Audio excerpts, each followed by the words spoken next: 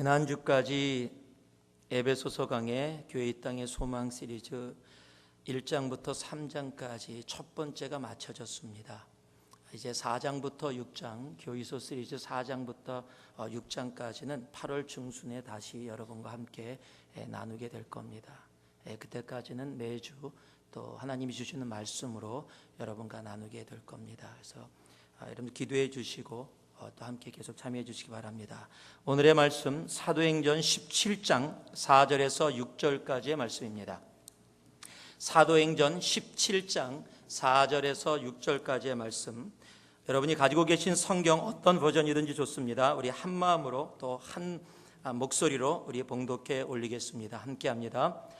그 중에 어떤 사람 곧 경건한 헬라인의 큰 무리와 적지 않은 귀부인도 권함을 받고 바울과 실라를 쫓으나 그러나 유대인들은 시기하여 저자의 어떤 괴악한 사람들을 데리고 때를 지어 성을 소동케 하여 야손의 집에 달려들어 저희를 백성에게 끌어내려고 찾았으나 발견치 못하매 야손과 및 형제를 끌고 읍장들 앞에 가서 소리질러 가로되 천하를 어지럽게 하던 이 사람들이 여기도 이르매. 아멘. 어떤 아이의 노트에 이런 글이 적혀 있었답니다. 엄마가 있어 참 좋다. 나를 예뻐해 주니까. 냉장고가 있어서 참 좋다. 나에게 먹을 것을 주니까. 강아지가 있어 참 좋다. 나랑 잘 놀아주니까. 그런데 아빠는 왜 있는지 모르겠다. 아마 이 아이에게 아빠의 존재감은 아마 하나도 없었던 것 같습니다. 오늘 바로 이 시간 월드컵 결승전이 이루어지고 있습니다. 독일과 아르헨티나가 결승전을 하고 있습니다. 준결승에서 독일과 브라질, 아마 여태까지 역사에 없었던 점수차. 브라질이 아주 초토화됐습니다. 축구 하나 때문에. 근데 언론들이 얘기하는 게 그겁니다. 네이마르 한 사람의 이 빈 공간이 어떻게 그렇게 클 수가 있느냐. 네이마르 말고는 이 공격수 중에 골을 넣은 사람이 거의 없다. 그가 다쳐서 경기에 참여하지 못했으니까 그 결과가 이렇다. 그 사람의 그 존재감을 계속 방송들이 이야기합니다. 오늘도 마찬가지입니다. 아르헨티나에는 메시라는 사람이 있습니다. 메시가 공을 잡으면 이 수비수가 3명이 둘러쌉니다.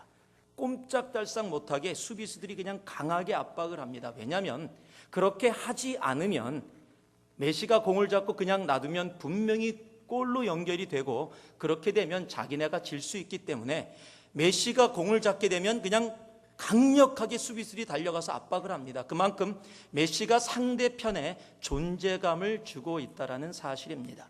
그 존재감을 주는 사람에게는 상대편은 굉장히 부담을 느끼게 돼 있습니다. 그래서 그렇게 반응할 수밖에 없습니다. 오늘의 본문이 그런 부담감을 갖고 있는 사람들의 이야기입니다. 오늘 본문을 보니까 빌립보 감옥에서 나온 이 사도 바울의 일행이 암비볼라와 아볼로니아를 거쳐서 100마일 떨어진 마게다니 수도인 데살로니가로부터 온 그곳으로부터 이 이야기들이 시작이 됩니다. 그는 어디든지 가면 하는 것이 있습니다. 복음을 전합니다. 감옥에도 갇혔었는데요. 먼 길을 이동했는데도 사도 바울은 변함없이 계속해서 하는 일, 복음을 전파하는 일입니다. 그곳에서 3주 동안 말씀을 전했습니다. 그런 과정 속에 있었더니 막 소동이 일어난 겁니다. 소동이 일어나면서 사람들이 모였고 유대인들이 또 와서 방해를 했고 야손이라는 사람을 잡아다가 회당에 가지고 온 겁니다. By the way, 야손이라고 번역된 우리 한국말은 영어로 제이슨입니다. 제이슨인데 한국말로 야손 이렇게 번역을 했는데요. 그래서 일이 이루어졌는데 일이 이루어지면서 지금 그 소동을 일으킨 사람이 그 사도 바울의 일행을 보면서 뭐라고 설명을 하고 있냐면 영어로요. Who have caused trouble all over the world. 천하를 어지럽게 한 사람들이 이곳에도 또 왔다. 간단하게 얘기하면 troublemaker, 문제를 일으키는 문제 아들이 지금 이곳에 왔다라고 이야기하는 겁니다. 왜 이들에게 문제합니까? 왜 사도 바울의 일행이 이들에게 문제합니까?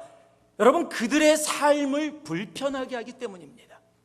그들이 존재하는 그 자체만으로도 그들의 삶에 영향이 가기 때문에 그렇습니다. 저는 여러분에게 오늘 그래서 이 말씀의 제목을 문제아가 되십시오라고 정했습니다. 역설적인 그런 말입니다. 여러분, 우리가 이 땅에 트러블 메이커로 존재할 수 있어야 합니다. 세상이 부담감을 느끼는 그런 존재감을 갖고 있는 자, 아니 요즘 아이들이 많이 쓰는 말로 표현하면 미친 존재감이 있어서 내가 말을 하지 않더라도 그 존재 하나만으로도 세상이 부담을 느낄 수 있는 존재. 세상이 우리들을 향해서 수비수 3명이 아니라 30명, 300명을 보내서 우리의 일거수일투족을 방해하고 막을 만큼 그런 존재감을 가지고 있는 그런 거룩한 사람으로, 거룩한 문제아로 우리들은 이 땅에 존재해야 합니다. 그래서 감히 여러분께 이렇게 선포합니다. 문제아가 되십시오. 거룩한 문제아가 되십시오.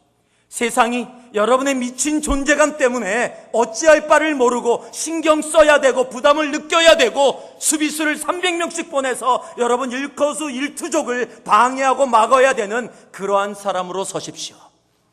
세상에 착한 아이들 되지 마십시오. 여러분, 제가 옛날에 농구를 좋아할 때, 제가 옛날이라고 얘기하는 이유는 요즘은 거의 못하기 때문에 그렇습니다. 농구를 좋아할 때 꼭 팀에 그런 사람들이 가끔가다 있습니다. 상대편에 공을 잡고 슛은 엄청 해요. 근데 하나도 안 들어가요. 그냥 공만 잡으면 골대로 그냥 자기가 드리블을 하든지 뭐 하든지 슛을 하는데 거의 안 들어가요. 그리고 그 친구가 공을 잡으면 우리 팀들이 소리를 지릅니다. 그 친구 들으라고. Leave him alone.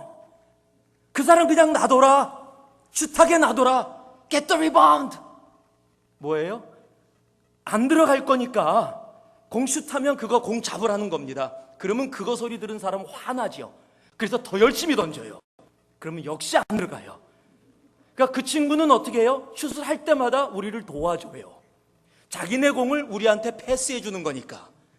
그러니까 그 친구 공 잡으면 너무 좋아요. Leave him alone. 화나면 더 안 들어가요. 여러분, 세상이 여러분을 향해서 만약에 Leave him alone, leave her alone, 그냥 놔둬라, 그 사람 교회 열심히 다니게 놔둬라, 종교활동 열심히 하게 놔둬라, 우리한테 오히려 도움된다, 사탄이 그렇게 이야기하고 있다면 여러분, 그것은 안 되는 거거든요. 막아라, 저 친구가 슛하면 골인 된다, 저 친구가 존재하는 그것만으로도 우리 사탄들에게, 제가 사탄이라는 거 아닙니다, 사탄들에게 영향이 온다. 막아라. 여러분, 그런 사람이 거룩한 문제한 겁니다. 마태복음 5장을 보면은요, 주님께서 제자들을 향해서 너희는 세상의 소금과 빛이라고 얘기합니다. 어둠 속의 빛은 문제입니다. 부담입니다. 어두우려 그러는데 불을 켜면 불 꺼 그렇게 얘기를 합니다. 여러분, 어두움 가운데 빛은 부담이고 문제일 수밖에 없습니다. 썩어져가는 세상의 소금은 부담이고 문제일 수밖에 없습니다. 그런데 주님이 뭐라고 얘기합니까? 너희는 세상의 소금과 빛이라. 너희는 세상이 부담을 느끼는 미친 존재감을 가지고 있는 존재다라고 얘기하는 겁니다. 너희들은 세상이 문제아라고 부르는 거룩한 문제아다라고 주님은 우리들에게 이야기하고 있는 겁니다. 여러분, 세상에 눈치 보는 쩔쩔매는 자 되지 마시기 바랍니다. 세상이 우리를 향해서 Leave him alone. 여러분, 얼마나 창피한 얘기입니까? 사탄이 쟤 놔둬도 괜찮아. 별로 받아라 안 돼. 그냥 교회 열심히 다니고 종교활동 열심히 하게 놔둬. 오히려 하면 할수록 저 사람은 자기 편에 손해가 돼.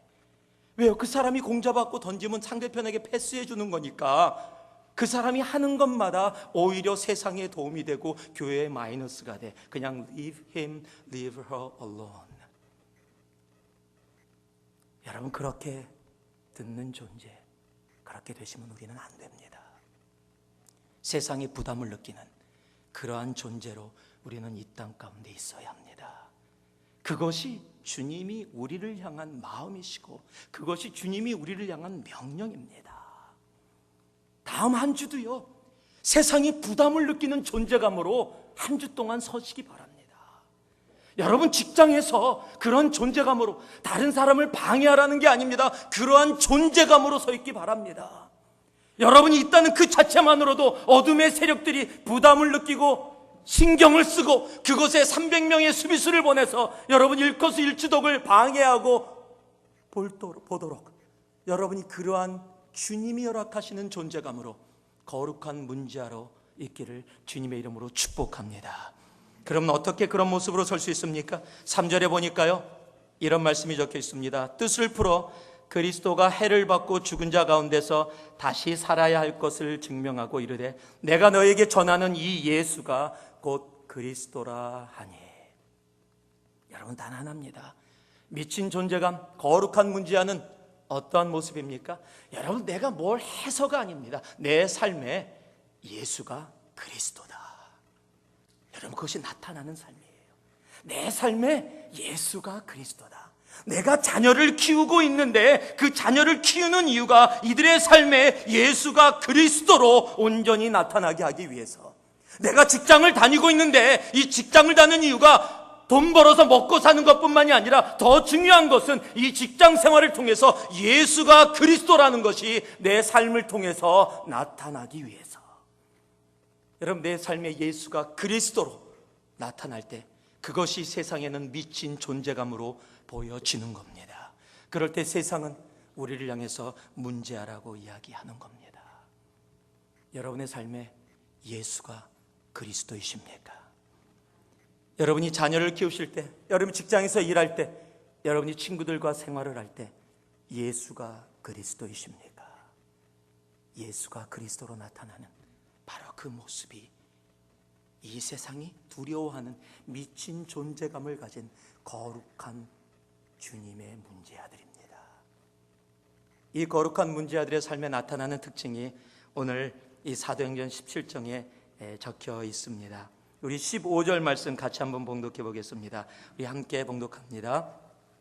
바울을 인도하는 사람들이 데리고 아덴까지 이르러 바울에게서 실라와 디모데를 자기에게로 속히 오게 하라는 명을 받고 떠나니라. 한번 따라해 주실래요? 편안을 위해 평안을 버리지 않습니다. 거룩한 문제아들은 편안 때문에 평안을 버리지 않습니다. 여러분, 사람은 누구나 다 편하기를 원합니다. 그게 사람의 모습이에요. 여러분, 맨 앞줄에 왜 안 앉는지 아십니까? 불편해서예요. 꼭 이렇게 오픈돼 있고 송경일 목사 눈에 아주 잘 띄니까 가능한 한 다른 데에 앉는 겁니다. 더러는 우리 교회 기둥 뒤에 숨어 계시는 분들도 계세요. 거기 가장 편한 자리예요. 어떻게 봐도 제 눈에 안 보이거든요. 또 어떤 분들은요, 교회 오시면 꼭 자신이 앉는 자리가 있어요. 꼭 그 자리에 앉아야 편해요. 그러니까 왔는데 조금 늦게 왔는데 다른 사람이 앉아있으면 짜증나요. 왜 내 자리에 앉았어? 내 자리가 어디 있습니까? 지난번에도 말씀드렸지만 제가 여행 중에 한번 그냥 업그레이드 된 적이 있어요. 아무 생각도 안 했는데 비즈니스 클래스로 업그레이드가 돼서 꽉 차서 업그레이드가 된 적이 있어요. 얼마나 좋든지. 그런데 한 번 경험하고 났더니 왜 비즈니스석이 그렇게 잘 보이는지, 그냥 안 되면 더 답답해요. 그냥 그 편한 자리가 그렇게 눈에 띄는 겁니다. 여러분, 사람은 누구나 다 편한 자리를 사모하게 돼 있어요. 그런데 지금 사도 바울은요, 감옥에도 갔습니다. 그런데 이제 또 이동을 하게 된 거예요. 계속 유대인들이 와서 방해를 합니다. 심지어는 지금 베레아라는 곳에 갔는데 거기가 너무 좋은 겁니다.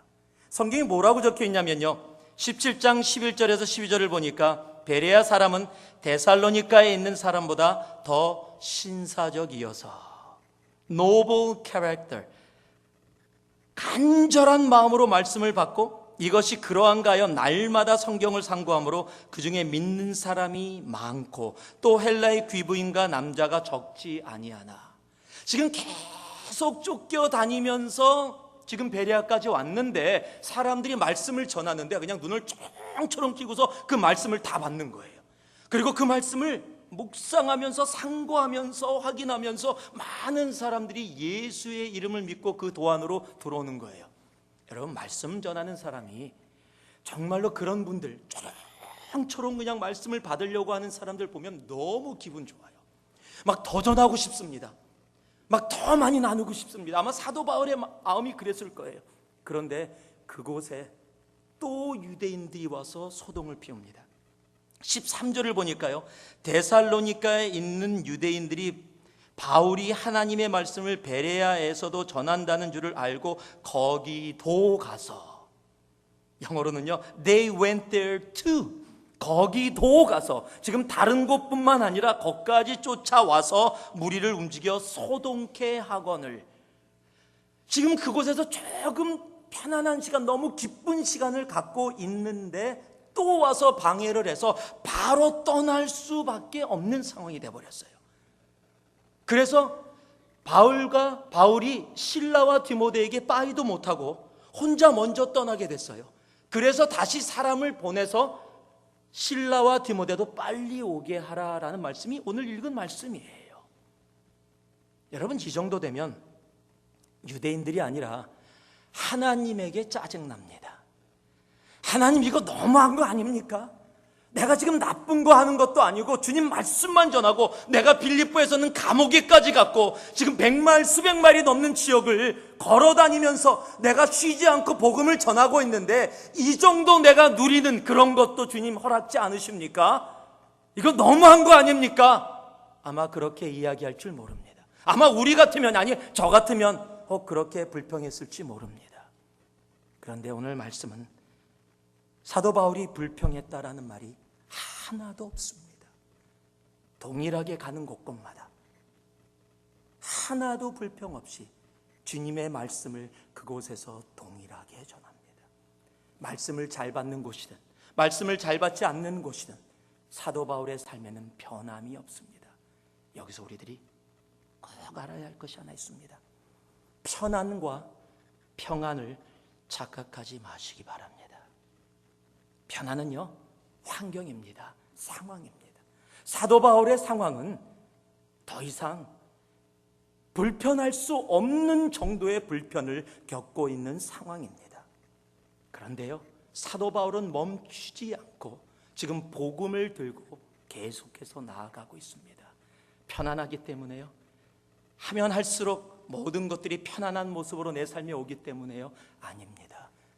불편함에도 불구하고 그가 갈 수 있었던 힘은 바로 평안 때문입니다. 환경의 변화가 아니라 그 속에서 하나님이 지켜주시는, 상황이 얼마든지 바뀌든지 상관없이, 얼마나 불편하냐, 얼마나 힘드냐, 환경이 환난과 고난과 고통으로 다가온다 할지라도 그 속에 하나님이 주시는 평안 때문에 변함없이 나아갈 수 있던 그 모습. 더 이상 안 하면 편하잖아요. 안 가면 되잖아요. 그럼 쫓기지도 않을 거고, 복음 더 이상 전하지 않으면 되는데, 그런데도 끝까지 나아갑니다. 왜요? 내 속에 있는 하나님이 주시는 평안 때문입니다. 여러분, 눈에 보이는 내가 누리는 편안 쫓아서 있는 존재가 아닙니다. 여러분, 거룩한 문제야, 세상이 두려워하는 존재는, 세상이 부담 갖고 있는 거룩한 문제아들은 여러분, 환경의 변화 때문에, 편안 때문에 주님 나라를 위해 살아가는 사람이 아닙니다. 하나님이 주신 우리 영의 평안 때문에, 환경이 아무리 불편하다 할지라도 그 평안 때문에 나아가는 존재가 세상이 부담 갖고 있는 그런 거룩한 문제한 겁니다. 그런 대표적인 이야기가 사도행전 12장에 적혀 있습니다. 6절과 7절을 보면은요, 헤롯이 잡아내려고 하는 그 전날 밤에 베드로가 두 군사 틈에서 두 쇠사슬에 매여 누워 자는데 파수꾼들이 문 밖에서 옥을 지키더니, 이 이야기가 어떤 이야기냐면 지금 야고보 사도가 잡혀서 죽었습니다. 지금 야고보 사도가 같이 복음을 전하고 함께 시간을 보냈던 야고보 사도가 지금 헤롯에게 잡혀서 죽었습니다. 사형을 당했어요. 그리고 이제 베드로도 잡은 겁니다. 그래서 다음날 사형하려고 지금 감옥에다 가다 놓은 겁니다. 그런데 어느 정도로 가다 놨냐면 군사가 양옆에 있고 그들하고 함께 쇠사슬에 묶여 있는 상태고요, 다음 날이면 죽는 겁니다. 여러분, 그런 상황이에요. 그런데 성경이 뭐라고 얘기하고 있습니까? 두세 사슬에 매여, 여기까지는 이해가 가는데 누워 자는데, 여러분 베드로는 이렇게 누워서 잘 수 있는 성격이 아니에요. 이분이 성격이 굉장히 급한 사람입니다. 지금 야고보 사도가 죽었고 자기도 내일이면 죽는 상황이라면 안절부절 못해야 되는 상황이에요. 그런데 누워서 잡니다. 아마 성경엔 안 적혀 있지만 분명히 코골았을 거예요. 옆에 있는 군사들은 못 잤는지도 모릅니다. 막 드렁드렁 코골았을 거예요. 그런데 천사가 나타났습니다. 호련히 주의 사자가 곁에 섬에 옥중에 광채가 조요하며 또 베드로의 옆구리를 쳐 깨워 가로되 급히 일어나라. 성경에 안 적혀 있습니다. 근데 제가 이 말씀을 묵상하면서 아마 천사가 와서 베드로 귀에다 대고 베드로 일어나 가자, 아마 얘기했을지 몰라요. 그런데 너무 깊이 잠들어서 안 듣는 거예요. 그러니까 천사가 열받았어요. 그래서 그냥 쳐갖고서 옆구리 쳐서 깨우는 겁니다. 아마 깜짝 놀라 일어났을 거예요. 아프니까. 얼마나 깊게 잠들었으면 옆구리를 쳐서 깨워서, 지금 급한 사람이 베드로인데 천사가 뭐라고요? 급히 일어나라. 천사가 급해요. 지금 천사가 급해졌습니다. 베드로가 하도 깊이 잠들어서 깨워지질 않아서. 여러분 어디서 이런 모습이 나타날 수 있습니까? 지금 감옥이고 내일 죽음입니다. 그런데도 불구하고 그곳에 누워서 편히 깊게 잠들 수 있는 것, 환경을 뛰어넘는 이런 모습은 내 내면의 평안이 없이는 불가능한 일입니다. 여러분 하나님이 주시는 평안은 여러분 세상이 주는 것과 다릅니다. 거룩한 문제와는 그래서 눈에 보이는 편안을 쫓아다니지 않습니다. 하나님이 주시는 평안, That peace passes all understanding. 우리의 지각을, 지혜를 뛰어넘는 하나님의 평안. 그래서 요한복음 16장 33절은 이렇게 우리에게 선포합니다. 이것을 너희에게 이름은 너희로 내 안에서 평안을 누리게 하려 함이라. 주님은 편안이라고 얘기하지 않습니다. 평안이라고 얘기합니다. 세상에서는 너희가 환난을 당하나 편안하지 않다라는 겁니다. 불편하다는 겁니다. 그런데 너희에게 평안을 주겠다는 겁니다. 왜냐하면 내가 세상을 이기었노라 하시니라. 여러분 세상이 부담 갖고 있는, 두려워하는, 미친 존재감을 갖고 있는 거룩한 문제아들은 눈에 보이는 편안으로 이 땅을 살아가지 않습니다. 눈에 보이지 않되 내 내면에 하나님이 주시는, 감옥에서도 편안하게 쇠사슬에 묶여서 잠잘 수 있는 것 같은, 세상이 감당할 수 없는, 이해할 수 없는 그러한 존재감으로 하늘의 평안으로 있게 되는 겁니다. 그 하늘의 평안이 오늘 여러분 한 분 한 분에게 차고 넘치기를 주님의 이름으로 축복합니다. 그래서 이 땅의 거룩한 문지하로 그렇게 서는 여러분 되시기를 진심으로 바랍니다. 두 번째는요, 16절 말씀에 이렇게 적혀 있습니다. 바울이 아덴에서 저희를 기다리다가 온 성에 우상이 가득한 것을 보고 마음에 분하여. 거룩한 문제아들은 화를 낼 대상을 압니다. 여러분은 언제 화가 제일 잘 납니까? 저는 사람들이 약속을 잘 안 지킬 때, 약속을 철석같이 하고 안 지킬 때 조금 화가 납니다. 또 어떨 때 화가 나냐면, 제가 연락을 하고 메시지를 남겨서 좀 대화를 나누기 원합니다, 위턴 거를 꼭 해주세요 그랬는데 아이들 말로 전화 씹힐 때 화납니다. 아마 사람마다 그래요. 어떤 사람은 그러더라고요. 괜히 술 먹으면 화난대요. 안 먹으면 되는데 그래도 또 마시는 분들이 계세요. 어떤 사람은 미워하는 사람이 잘 되는 거 보면 괜히 화난대요. 또 어떤 사람은 상대편 화나게 하는 말을 골라서 정말 잘합니다. 오랜만에 만났는데 보자마자 왜 이렇게 늙었어? 이러면 정말 화납니다. 또 좀 쌍꺼풀 수술을 예쁘게 하고 와서 오랜 시간 거쳐서 다 가라앉게 하고 표 안 나게 하고 왔는데 보자마자 너 쌍꺼풀 수술했구나, 얘 티난다 얘, 이러면 화납니다. 티 나도 그냥 넘어가면 되는데. 또 싱글들 결혼 안 하고 싶어서 안 했습니까? 아직 때가 안 돼서 그냥 그러고 있는데 꼭 만나면 아직 결혼 안 했어? 그럼 화나죠 정말. 또 어떤 분들은 그래요. 키가 작은 것만 해도 기분 나쁜데 꼭 와서 시비 겁니다. 남들 클 때 뭐 했니? 이러면 화납니다. 정말 화나는 말들을 해요. 그래서 화가 났다라는 것은요, 내가 화를 내든 화나는 말을 하든 간에 굉장히 부정적인 것으로 우리의 삶에 다가와 있습니다. 그리고 사실입니다. 여러분, 한국에서 한 4년 전에 13살짜리 남학생이 아버지에게 자기 연예인 되겠다고 예능학교 보내달라고 졸랐어요. 부모님이 아버지가 그걸 싫어했습니다. 그래서 안 된다 그랬습니다. 그 아이가 화가 났어요. 그래서 집에다가 불을 질렀습니다. 아버지 죽이겠다고. 그런데 아버지만 돌아가신 게 아니라 여동생, 엄마, 할머니까지 불에 타서 다 죽었어요. 화가 나서 했다고 인터뷰에서 얘기하는 겁니다. 화가 나서 일을 저질렀다고. 여러분, 미국에서도 비슷한 일이 있었어요.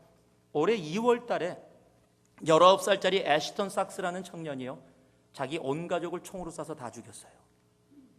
나중에 검사가 물어보니까 왜 그랬냐 그랬더니 화가 나서 그랬다는 겁니다.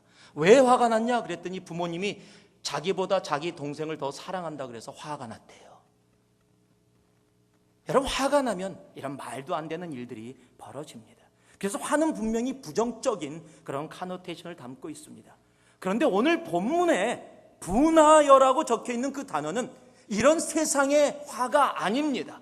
지금 사도 바울이 지금 다른 종류의 화를 이야기하고 있는데, 저는 이 화를 감히 거룩한 분노라고 여러분께 말씀드릴 수 있습니다. 지금 에덴을, 아테네를 갔습니다. 그곳에 우상들이 잔뜩 있습니다. 지금 복음을 전하러 다니고 있는 사도 바울 눈에 모든 세상 사람들이 이런 돌의 우상들을 만들어 놓고 그 돌들을 향해서 하나님이라고 얘기하는 그 상황과 그 죄악을 보고서 안에서 화가 났다. 영어로는 provoked라고 적혀 있습니다. 그런데 그 단어가 헬라어로 파녹시노라는 단어입니다. 이 파녹시노라는 단어는 물을 그냥 놔두지 않고 막 휘저었다, 이런 뜻입니다. 즉 사도 바울의 영을 휘저어 놓았다라는 겁니다. 여러분, 세상의 죄악을 향해서 내가 갖는 화는 거룩한 분노입니다. 여러분, 화 자체가 문제가 아니라 그 화를 내는 방향의 문제입니다. 사람을 향한 화가 아니라 이 세상의 죄악을 향한, 잘못된 것들을 향해서 내가 내는 분노는 바로 하나님이 원하시는 거룩한 분노입니다. 세상이 교회를 향해서 개독교라고 얘기합니다. 쓰레기와 기독교를 합쳐서 기레기라고 얘기합니다. 세상을 향해서 손가락질합니다. 예수의 이름을 손가락질합니다. 하나님의 이름을 손가락질합니다. 그런 일들을 향해서 화를 낼 수 있는 우리가 되어야 합니다. 예수님도 화를 내셨습니다. 마태복음 21장 12절을 보니까요, 예수께서 성전에 들어가서 성전 안에서 매매하는 모든 자를 내어 쫓으시며 돈 바꾸는 자들의 상과 비둘기 파는 자들의 의자를 둘러 엎으시니. 여러분, 뭘 얘기하고 있습니까? 여러분, 주님이 지금 성전에서 상을 다 엎어버렸습니다. 장사는 모든 사람을 것을 뒤집어 버렸습니다. 채찍질을 했습니다. 이런 성경은 주님께서 화나셨다 얘기하고 있지는 않습니다. 그러나 주님이 웃으면서 하셨습니까? 장난이야 그러고 사셨어요? 아니요, 화나셨습니다. 하나님의 집을, 종교인이라고 하나님을 믿는다고 하는 사람들이 나서서 하나님의 집을 장사하는 집으로, 하나님의 집을 하나님이 기뻐하는 곳이 아니라 세상에 이익을 내는 곳으로 만드는 것을 보고 주님이 화가 나셨습니다. 입으로 예수를 부르면서 삶으로는 예수를 쫓아가지 않는 그 삶을 보면서 주님께서 화가 나셨습니다. 그 이중적인 위선자들을 향해서 주님은 그래서 독사의 자식들아, 회칠한 무덤아 라고 얘기하시는 겁니다. 여러분, 세상의 죄악을 향해서 우리는 거룩한 분노를 낼 줄 아는 사람이 되어야 합니다. 거룩한 분노는 그냥 일어나지 않습니다. 내 속에 예수의 심장이 있어야 일어납니다.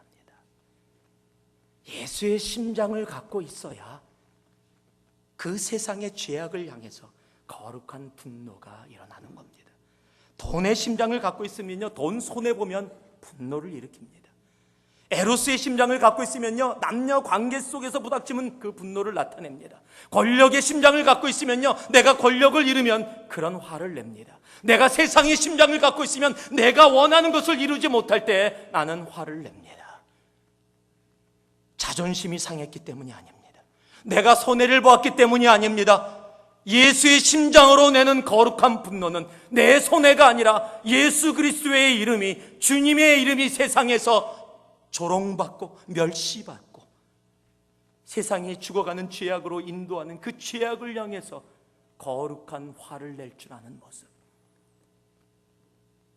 여러분, 그것이 세상이 부담을 갖고 있는, 세상이 힘들어하는 거룩한 문제아들입니다. 그러한 존재감으로 설 수 있는 우리 모두가 되기를 주님의 이름으로 축복합니다. 세상의 죄악을 향해 거룩한 분노를 발할 수 있는 사람, 바로 그런 사람이 세상이 두려워하고 부담 갖고 신경 쓰는 사람들입니다. 마지막으로요, 22절과 23절의 말씀 우리 같이 한번 봉독해 보겠습니다. 22절과 23절입니다. 바울이 아레오바고 가운데 서서 말하되 아단 사람들아, 너희를 보니 범사에 종교성이 많도다. 내가 두루 다니며 너희의 위하는 것들을 보다가 알지 못하는 신에게라 새긴 단도 보았으니 그런즉 너희가 알지 못하고 위하는 그것을 내가 너희에게 알게 하리라. 한번 따라해 주실래요? 종교가 아니라 한 영혼을 위해 나아갑니다. 거룩한 문제아들은요, 종교 전쟁 안 합니다. 무슨 말이냐면요, 2010년도에 한국에서 어떤 이 학교에, 찬양 학교에 함께 했던 팀들이 단기 선교를 나갔습니다. 단기 선교를 나가서 한국 안에서 나갔습니다. 강남에 있는 어떤 절을 방문했습니다. 그리고 절을 방문하고 절에다가 손대고 대적기도 하고요, 그곳에서 찬송하고요, 막 통곡기도 하면서 그곳에서 막 기도했던 것을 자신들이 비디오로 찍어서 유튜브에다 올렸습니다. 그런데 그것이 문제가 돼서 세상 뉴스에 크게 났습니다. 막 절들이 항의하고 고소한다 그러고 이것이 무슨 모습이냐 그러고 막 해서 문제가 엄청나게 일어났던 그런 적이 있습니다. 또 얼마 전에, 한 일주일 전에 인도에 단기 선교를 갔던 어떤 팀들이 인도 신두, 굉장히 신두 사람들이 소중하게 여기는 성전에 가서 거기서 막 찬송 부르면서 막 대적 기도를 했습니다. 그게 또 영상에 떴습니다. 그랬더니 그것 때문에 지금 또 막 한국에서 막 그냥 말들이 막 일어나고 있습니다. 여러분, 오해하지 마시고 잘 들으시기 바랍니다. 지금 그들을 판단하려고 하는 것이 아닙니다. 우리가 이곳에서 복음을 들고 있는 이유는 종교 전쟁을 하려고 하는 것이 아닙니다. 무슬림을 다 없애고 불교를 다 없애고 기독교의 나라가 되길 원한다, 그것을 원하는 것이 아닙니다. 다른 종교들을 다 소멸시키고 기독교만 이 땅에 존재해야 된다, 종교를 만들기 위해서 이곳에 있는 것이 아닙니다. 예수님도 이 땅에 종교를 만들기 위해서 오시지 않았습니다. 주님은 한 영혼 때문에 오셨습니다. 그 한 영혼의 삶 속에 하나님의 나라가 회복되어지는 것, 그것을 바라보며 나아가는 것, 그것이 복음을 들고 있는 사람들의 모습이어야 합니다. 십자가의 전쟁은 십자가를 앞에다 내세운 종교 전쟁이었습니다. 기독교가 모슬람을 이겨야 된다고 했던 수많은 사람들의 생명을 뺏어갔던 일입니다. 우리는 이곳에 종교 전쟁하러 있는 거 아닙니다. 한 영혼의 삶에 하나님의 나라를 회복시키는 일, 그 일들이 이루어질 때 무슬림이냐 불교냐 기독교냐 종교의 모습이 아니라 온 열방이 예수 그리스도를 메시아라고, 하나님이라고 두 손 높이 들어 나오는 그런 날을 하나님이 우리에게 허락해 주시는 겁니다. 그러게 해요. 여러분, 거룩한 부담감을 갖고 있는 거룩한 영적인 문제아들은요, 밖에서 너 불교 믿어? 너 어디 믿어? 너 이거 믿어? 난 기독교야. 이런 종교 얘기 안 합니다. 예수 얘기합니다. 예수만이 소망이고 예수만이 생명임을 나눕니다. 여러분, 종교 싸움 하지 마십시오. 그죠? 여러분의 삶 자체가 그들에게 예수의 모습을 나타내는, 십자가를 나타내는, 복음을 나타내는 삶과 그런 언어들이 우리의 삶 속에서 나타나야 하는 겁니다. 복음의 전파는 종교 전쟁이 아닙니다. 미친 존재감을 가지고 주님 앞에 서 있는 거룩한 문제아들은 기독교라는 종교를 나타내기 위해서 나아가는 자가 아니라 한 영혼 한 영혼의 삶 속에 예수의 나라가 회복되어지는 것을 진심으로 바라며 나아가는 겁니다. 오늘도 그래서 기독교의 이름으로 나아가지 마세요. 그 종교의 이름이 아닙니다. 예수입니다. 예수입니다. 예수 때문에 나아가세요. 여러분, 전도할 때도요, 교회 나가세요 라고 묻는 것보다 혹시 예수 믿으세요? 라고 물어보세요. 아마 사람들이 거북해 할 겁니다. 교회 다니세요? 그러면 이제 하도 들어서요 짜증냅니다. 아니면 웃어서 넘겨요. 아유, 교회요? 나가야지요. 다니고 있어요. 지금 잠깐 방학이에요. 막 별의별 얘기 편하게 잘 얘기합니다. 그런데 혹시 예수 믿으세요? 그러면 당황합니다. 여러분, 교회의 이름이 아닙니다. 예수의 이름으로, 복음으로 다가가시기 바랍니다. 한 영혼을 향해 나아가는 모습, 그것이 이 땅에 거룩한 문제아로 존재하는 사람들의 모습입니다.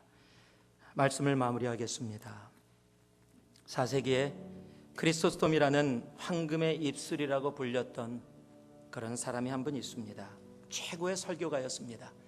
그런데 로마 황제로부터 그리스도를 믿지 말라는 명령을 들었습니다. 그런데 그분이 내가 죽어도 예수 그리스도를 포기할 수 없다고 이야기했더니 황제가 그를 잡아다가 감옥에 가뒀습니다. 그리고 신하에게 이렇게 명령을 했습니다. 크리소스톰을 아무와도 대화할 수 없는 독방에 집어넣어라. 그랬더니 신하가 황제에게 이렇게 얘기합니다. 그 사람은 그리스도인입니다. 그리스도인들은 혼자 있는 것을 좋아합니다. 하루 종일 싱글벙글 웃으면서 중얼거립니다. 우리 눈에는 아무것도 보이지 않지만 그들은 하나님과 이야기를 한다고 합니다. 그러므로 그를 혼자 두면 그를 괴롭히는 것이 아니라 도리어 그를 도와주는 겁니다. 황제가 화가 나서 소리쳤습니다. 뭐라고? 그러면 그놈을 극악무도한 죄인들이 있는 감옥에다 집어넣어라. 신하가 다시 황제에게 얘기합니다. 그것도 안 됩니다. 그 사람은 사람을 만나면 즐거워합니다. 왜냐하면 사람들에게 예수를 전할 기회라고 생각하기 때문입니다. 아무리 극악무도한 죄인들이라고 해도 그와 함께 있으면 그들 모두가 머지않아 그리스도인들이 될 것입니다. 그러니 이것도 그를 괴롭히는 것이 아니라 그를 돕는 것입니다. 황제가 더 화가 났습니다. 그러면 그놈의 목을 당장 쳐서 죽여버리라 명령했습니다. 신하가 또 말립니다. 그것도 안 됩니다. 저 예수 믿는 사람들은 신앙 때문에 죽는 것을 가장 큰 영광으로 생각합니다. 순교를 가장 큰 하늘의 상급으로 여깁니다. 그들은 처형당하면서도 울지 않고 도리어 노래를 부르면서 죽습니다. 얼굴에는 광채가 나고 매우 기뻐하며 죽습니다. 결국 황제는 어쩔 수 없이 크리소스톰을 풀어줍니다. 근데 그가 나오면서 이렇게 하나님께 기도합니다. 하나님 감사합니다. 제가 아직도 세상에서 할 일이 있군요. 영광을 받으시옵소서. 여러분, 이런 삶이 이 땅에 미친 존재감을 가지고 있는 거룩한 문제아들의 모습입니다. 감옥에 가둬도, 죽인다고 해도, 아무도 없는 곳에 혼자 놔둔다고 해도, 세상이 어떻게 할 수 없는, 환경을 아무리 바꿔도 어떻게 할 수 없는 존재. 여러분, 그 사람들이 세상의 트러블 메이커, 거룩한 존재감을 갖고 있는 정말로 거룩한 문제아인 겁니다. 제가 길지만 이 말씀만 읽고 말씀을 마무리하겠습니다. 히브리서 11장 33절에서 38절까지 말씀입니다. 저희가 믿음으로 나라들을 이기기도 하며 의를 행하기도 하며 약속을 받기도 하며 사자들의 입을 막기도 하며 불의 세력을 멸하기도 하며 칼날을 피하기도 하며 연약한 가운데서 강하게 되기도 하며 전쟁에 용맹되어 이방 사람들의 진을 물리치기도 하며 여자들은 자기의 죽은 자를 부활로 받기도 하며 또 어떤 이들은 더 좋은 부활을 얻고자 하여 악형을 받되 구차히 면하지 아니하였으며 또 어떤 이들은 희롱과 채찍질뿐 아니라 결박과 옥에 갇히는 시험도 받았으며 돌로 치는 것과 톱으로 켜는 것과 시험과 칼에 죽는 것을 당하고 양과 염소의 가죽을 입고 유리하며 궁핍과 환난과 학대를 받았으니. 제가 긴 말씀을 다 읽은 이유는 바로 이 마지막에 적혀있는 한 문장 때문입니다. 이런 사람은 세상이 감당치 못하도다. The world is not worthy of them. 이런 사람이 미친 존재감을 가지고 거룩한 문지아로 서 있는 사람들의 모습입니다. 우리 새누리교회가 정말 거룩한 문지아들이 되기를 바랍니다. 새누리교회가 이 땅에 존재한다는 그 이유 하나만으로 세상이 두려워하는 교회가 되기를 소망합니다. 여러분 한 분 한 분이 있다는 그 이유 하나만으로 세상이 여러분에게 부담을 갖고 300명, 3,000명의 수비수를 보내서 여러분을 막으려고 하는 그러한 미친 존재감을 가지고 있는 여러분 거룩한 문제아가 되기를 진심으로 소망합니다. 그로 인해 이 땅에 정말 하나님의 나라가 여러분의 삶을 통해 온전히 임하기를 다시 한번 주님의 이름으로 축복합니다. 기도하겠습니다. 사랑의 아버지 하나님, 주님께서 우리에게 주신 평안 때문에 편안을 버릴 줄 아는 우리들이 되게 하여 주시옵소서. 문제를 만들지 않고 그저 편안히 살아가기 위해 세상을 향해 침묵하는 자 되지 말게 하시고 세상의 죄악들을 바라보며 거룩한 분노를 발할 수 있는 우리들 되게 하여 주시옵소서. 하나님, 종교 싸움하지 말게 하시고 한 영혼을 위해 복음을 들고 십자가의 길을 걸어가는 우리 되게 하여 주셔서 세상에 감당할 수 없는 사람들, 미친 존재감으로 거룩한 문제아로 존재하는 우리 새누리 한 분 한 분 되도록 이 아침에도 주님의 영혼들 붙잡아 주옵소서. 감사드리며 예수님 이름으로 기도 올리옵나이다. 아멘. 우리 옆에 분들에게 인사 나눠